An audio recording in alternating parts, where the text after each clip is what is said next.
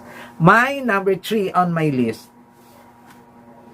I know masasaktan kayo dito. Sorry, masasaktan kayo dito, pero number 3 on my list, the Philippines. Nilagay ko siya sa number 3 kasi hindi sa wala akong tiwala sa kanya, hindi siya nagdududa ako sa kanya, but the credibility of Miss Earth ang nakasalalay dito once na si Philippines uli yung ipinapanalo. But kung super deserved naman talaga ni Iliana at nagpasabog siya sa final sa top 10, sa top 5, hindi ko ki-questionin yun.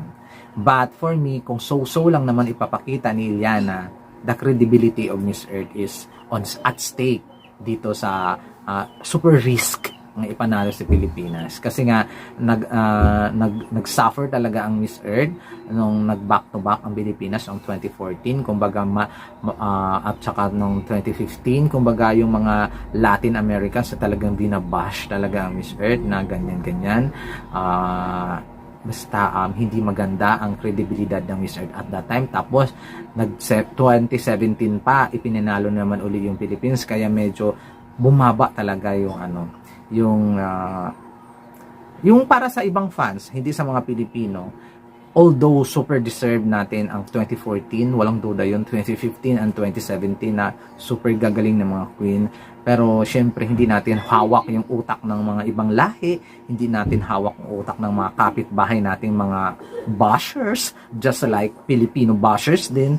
So ayun, medyo bumagsak ang kredibilidad at saka yung popularity ng Miss Earth nang dahil doon. So far, nung nanalo na si Neles Pimentel, na ibalik ng Miss Earth at ng yung Vietnam, Neles Pimentel, USA, na ibalik ni Miss Earth ang quality and the credibility so far. So baka hindi nila ipanalo si Iliana. Yun talaga yung number 1 na kinakatakot ko.